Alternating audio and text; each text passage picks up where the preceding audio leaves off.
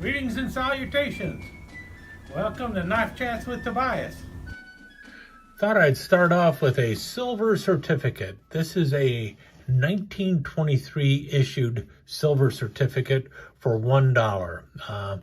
This is something that predated the Federal Reserve notes that we have today. And what it is, as you can see, payable to the bearer on demand, $1 silver. And that's what this is. It's a certificate for $1 silver. And it was so that you could carry paper money instead of coins. And the backside here, United States of America, $1. And obviously, you could trade this as if it was just a silver dollar coin. It was perfectly fine currency and everything else. But you could turn it in for a silver dollar. And this was designed in, I don't know when we first started doing silver certificates, but as you can see, this one is from 1923. Now, a little while later, we have one here from 1935.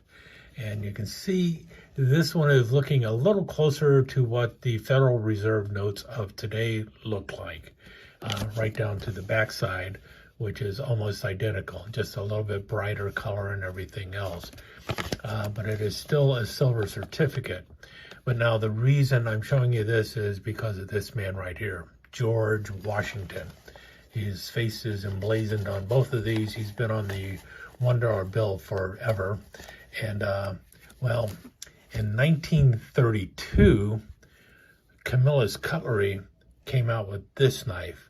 And the reason they chose to do this in 1932 is because it was the 200th birthday of George Washington. So this is a commemorative knife for George Washington's 200th birthday, and it was made by Camillus. And supposedly what they were doing is they were designing a knife based off of George Washington's original penknife. It was a penknife that was found among his belongings upon his death. And the knife, the story goes, was given to him when he was 15 years old by his mother. And he kept it all of his life. And the current location of that knife is the Masonic Lodge number 22 in Alexandria, Virginia. So if you want to see the original knife, it would be there. Now, to say this knife looks like that knife would be a stretch. The only thing that is closely resembling that knife is the blade on this knife. And if we open this up, we can see it right here. That really funky looking clip blade, which is very close to what you will see on the Washington's original penknife. Now, the knife is attributed to him. I do not know if he actually had it or not. I don't know if the whole story is true or not. That's the story I have read from numerous sources, but again, I don't know what the primary source was for all that information. It might be just the information given by the Masonic Lodge number 22, for all I know. In any case, this is similar to that knife. I think it's fair to say that it is a tribute knife to George Washington, especially considering they have a reasonable facsimile of George Washington's signature on the knife. And this is the way it came back in 1932. And you can tell it's from 1932 by the tang stamp here. This is a tang stamp used by Camillus from around 1916 to, I believe, 1934 or 1935. And then in 1936, they moved on to the 4-line tang stamp. This one just reads Camillus on the first line, then Cutlery, CO on the second line, and then Camillus, NY on the third line. There's no USA underneath. But really solid, well-made knife. You do have a bail on here, which the original does not have. It is held in place by 3 pins, which appear to be nickel silver, as well as the bolster here. The bolster has the ridges similar to what you find on the original Washington knife, but the pin is more proud in here and much more visible than what you will see on the original. And then on the back side here, you can see it has a carbon steel back spring, but it looks like nickel silver liners on there. And then the blade, I think, is also carbon steel, but it was highly polished.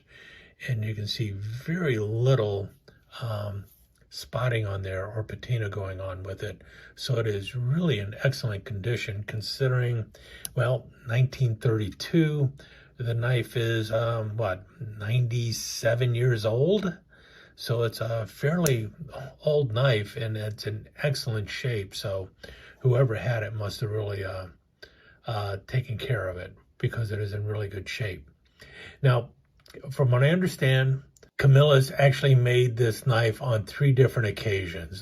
This is the first time in 1932, and then in 1936, as part of the World's Fair, they released another version of this knife, and the other version of the knife is almost identical to this, except it is just a little bit smaller. So it's a little smaller than this one, and this is not a big knife, by the way.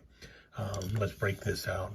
As you can see here, the closed length of the knife is right at 2.5 inches, and the overall length with it completely open comes in right at 4 3/8 inches, not including the bail on the end here.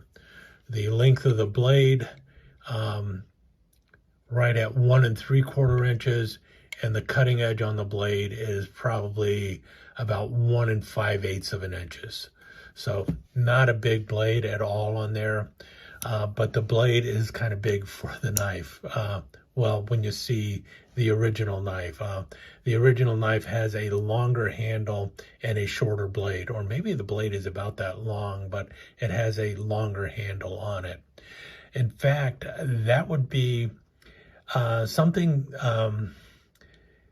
In fact, if you ever get a chance to see the 3rd release of this knife, which I believe came out sometime after 1989, based on the Tang stamp. So it might have came out in 1989 as in a celebration of George Washington becoming the first president of the United States. That would have been the 200th anniversary of George Washington becoming president. And that knife is a much closer replica of the original George Washington knife that you see in the Alexandria, Virginia Lodge, number 22. So if you're really interested in it, that would be the one to try and get. I personally, I'm trying to get all of these. This is the first one I was able to get. I've been trying to get these knives for off and on for probably 5 or 6 years, ever since I knew they existed. But I am not willing to spend a lot of money on them, and I do not want to get a crappy one. There's, especially with the 1932 edition, there's a lot of them out there, but most of them have cracked handles, because what these are is just a celluloid handle, and as you know, celluloid gases out and it cracks and everything else. This one, however, is in pristine shape. The celluloid has not gassed out. There are absolutely no cracks in it. And if you notice along the back here, the fit and finish is perfect. Same at the top. Now, obviously the blade alignment is off, and you can see that right there. That doesn't bother me too much. The Washington signature is in there pretty good. It looks like someone filled it, so I'm going to take and polish that down a little bit to get rid of any excess over that. And then the blade, though, really nice half stop, opens all the way. Not bad. It's got the spring still has a lot of good tension on it. Pops to the half and pops closed. Definitely needs a little oiling though right now, but otherwise it's in really excellent shape. The bail is still with it. That's the original bail. And these can be removed, and a lot of these you will see without a bail. So all in all, I'm very pleased with this one. What I'm hoping for is finally get the other two in the near future. Because once you get one, you want them all, it seems. But anyway, I thought I'd share this one with you now. As I get the other ones, I will share those as well. But thought you would like to see this. A 8-year-old, 97-year-old, 1932 George Washington commemorative knife celebrating his 200th birthday. Stick around for some slides. Thanks for watching.